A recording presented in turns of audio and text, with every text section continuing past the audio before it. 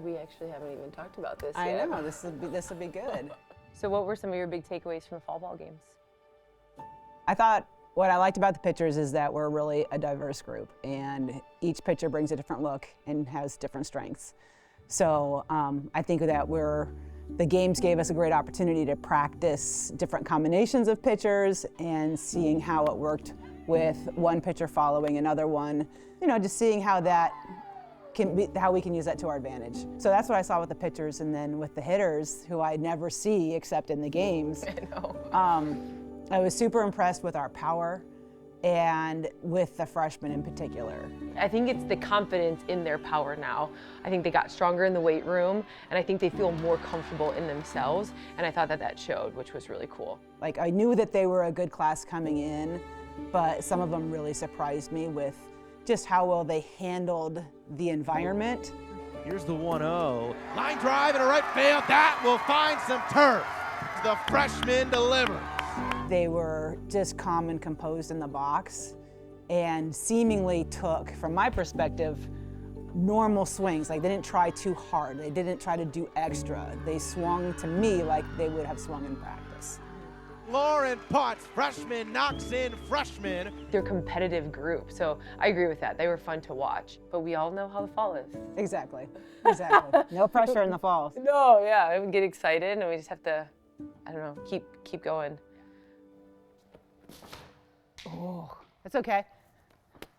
Your drop part's going to be with your hand getting over top of the ball. Right. So you have a tendency to want to be under it. That's your natural. That's why your rise ball is so good, right? So you just have to work a little bit harder as far as to get your hand over the ball. Sometimes you're going to want to do that with your body.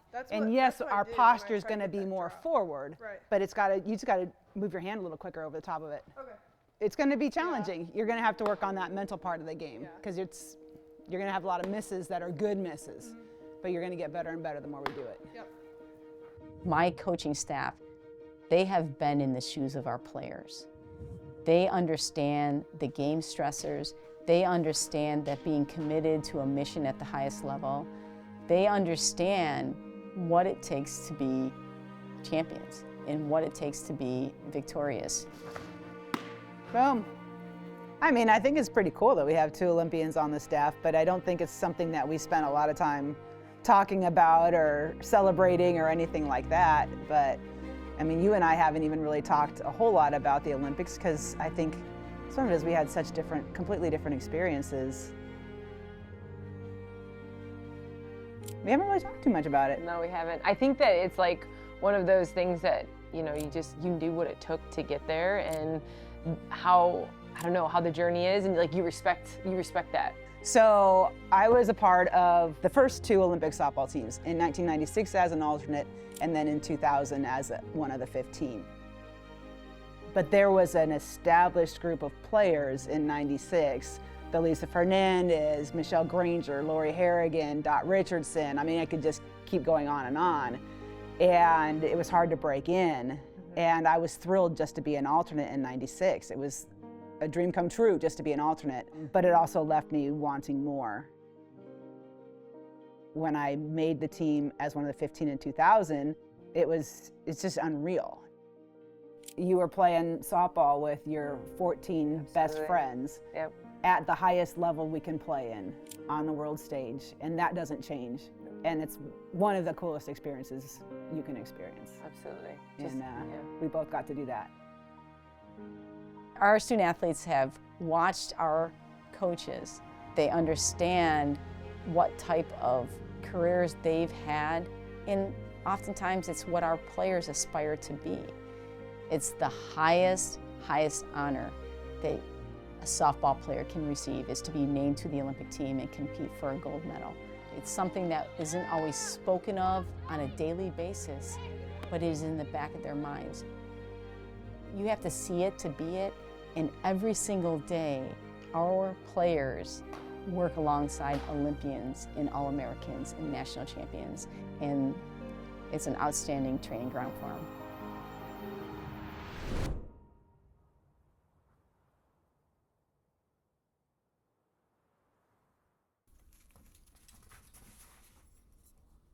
So these are like our end of the year kind of team awards that are given away at our banquet. So here's the most outstanding player. Last year we actually had 2 with Maddie Erickson and myself, which is really cool. And then this one over here is just the freshman on the year. So whatever the coaches kind of think, whatever freshman made the most impact that season. And in here we kind of have just all of the teams, either a Big Ten tournament championship or a Big Ten regular season championship. And actually right here we have my aunt on the first Big Ten championship team. So that's kind of really cool to come in here, you know, whenever we come in here for meetings and stuff and just kind of see her on the wall. It's definitely a cool full circle moment as we have the latest 2024 team over there, right over here. So on the latest Big Ten tournament championship team.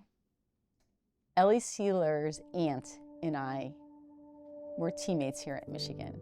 And I've known Ellie Sealer since the day she was born. Her talent level keeps elevating and elevating. And it's kind of a cool story because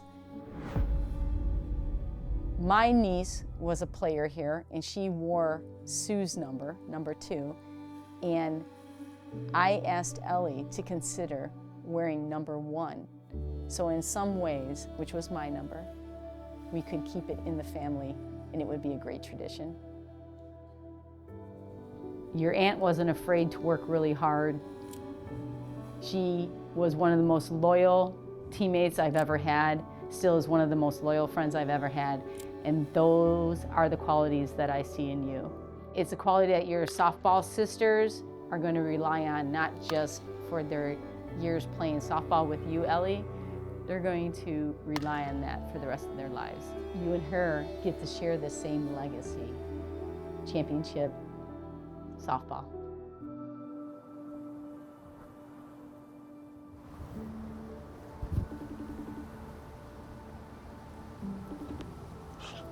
Hi, Mama. Hi, what's going on? Nothing, just waiting for practice to start, so I'm just sitting on the bench wanting to call you. I can't wait to be home. I can't wait. Why? What I do you don't miss know. the most? Stop crying. Why are you crying so much? I'm just emotional right now. I don't know. Why? I don't know. I just miss everyone. Oh, don't do that. You're not emotional. Yeah, hopefully my mind is taken off of all this stuff at practice. I don't have to think about it.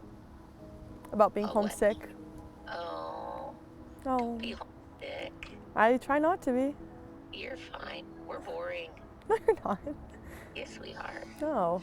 You don't even talk to us when you're home anyways. Oh Don't my try gosh. and pretend. It was so fun. You just had missed Bonnie at our tailgate. It was probably best I know. that she left before you got there. I know. We were talking about how Bonnie was literally the first person I called after your dad Oh. to tell him that I would tell her I was having twins. Oh. And that, you know, I thought you would both play softball, but that didn't work out. But it just like, you know, I don't ever let myself think about it too often, but just how cool it is. And Hutch was talking Saturday night. It was just like how crazy it is that, you know, 18, 19 years ago, when you were born, you know, and we have pictures of you as an infant in Michigan and stuff, and they've really been part of your growing up. The whole staff is still there, so it's so cool to think that you're even in the same situation. It's wild. I know. Wild? I think it's really cool. Bonnie actually, who showed me? I think Janelle showed me. Bonnie posted a picture of us, me and Kayla, when we were babies. And I was like, I don't know how you have this picture, but it's pretty cool. Try to enjoy the moment, because you know I don't like to celebrate much. So I'm trying hard to just enjoy and say how cool it is out loud. Yeah. Yeah. Our alumni base is the bedrock of this program. And the special relationships that we have had over the 48-year existence of Michigan softball is unique.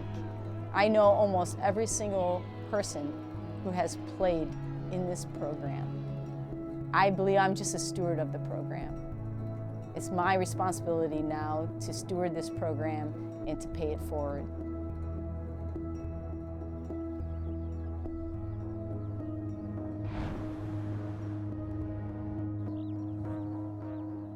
All right, so has anybody ever been out to this park?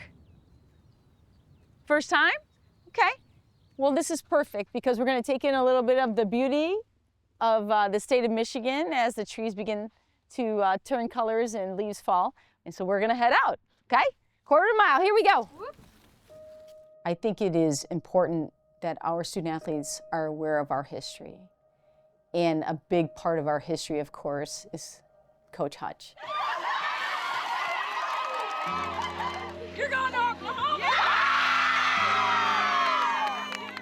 And her ability to fight for them, her ability to create opportunities for them, and create an understanding that the work is not done. Ready to go? Yes! When? Now! When? Now! It's now! Now! Just the new placard in the plaza, Title IX Plaza, that Coach Hutch is featured in, is just indication of the mentorship that our program and our student athletes here at Michigan Softball have been privy to.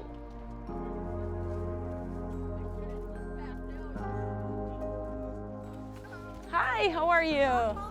Yes, we are. All right. We have arrived. No person in the United States shall, on the basis of sex, be excluded from participation in, be denied the benefits of, or be subjected to discrimination under any education program or activity receiving federal financial assistance. Here's the interesting thing, that Title IX was in response to Title VII, okay? And we don't hear about Title VII very often. It was just a law that addressed discrimination at the workplace, in employment, okay? And so Title IX was enacted because they realized that it did not take into account discrimination in educational activities.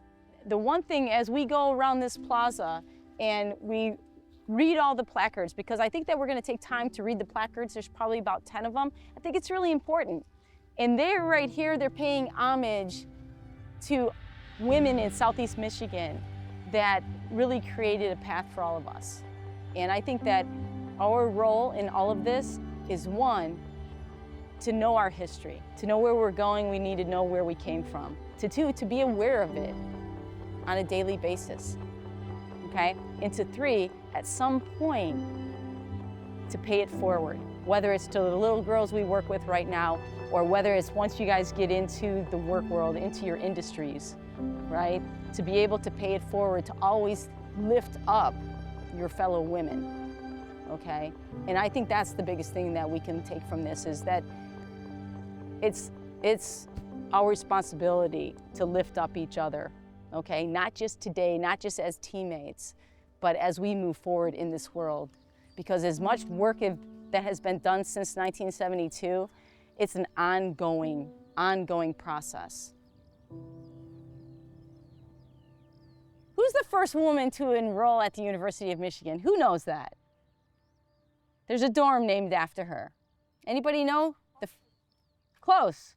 The first woman to enroll at the University of Michigan was Madeline Stockwell. Okay? Madeline Stockwell is a dormitory in the Hill area, and she enrolled for the first time in 1870, right? So you guys, that's 53 years after the university was founded. Did anybody watch the WNBA last night? Okay. Sold out arena, the Barclays Center, 18,000. Okay. And here's what I have to say, and you've heard it before: if you build it, they will come. And as Holly Rose said on ESPN last night, if we invest in women to have opportunities, they will flourish, they will thrive, and they will bring 18,000 people. Why is it important to have female role models, or to be role models for young girls? I said it's really important to see yourself represented among what your dreams are, because if you see it, it helps you believe that you can achieve it. And having a female role model that you can look up to inspires you to dream and encourages you to reach those dreams. And then I also said it is important to be a role model because you have the capability to inspire others and show that females can do anything.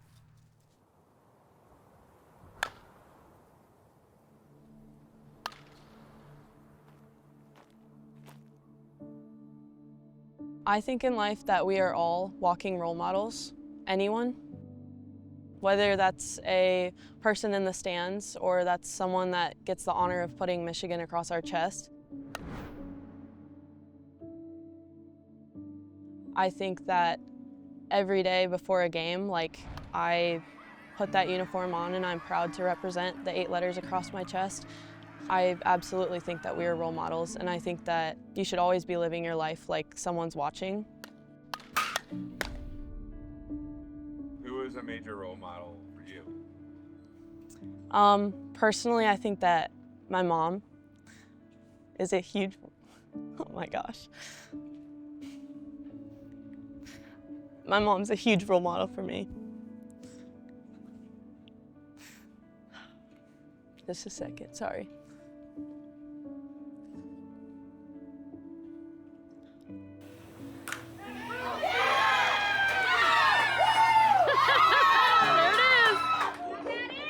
She works really hard every single day to provide for her kids and to give us opportunities that she didn't have.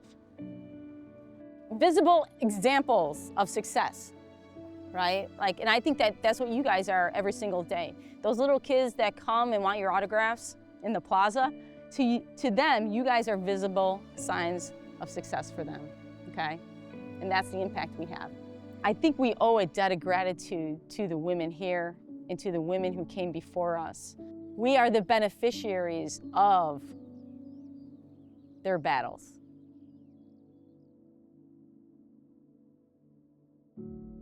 I think it's our responsibility, myself and my staff, to be advocates for the women who play here at Michigan softball. Here we go! Hey, 23, let's go blue! It is incumbent on us to continue to move the needle, to make sure that opportunities do not go away for our student athletes. But they're not just representing Michigan softball, they're representing women. It's something that we continue to honor, but it's something that we continue to fight for, because I feel in some ways I'm a history teacher, and that's my responsibility.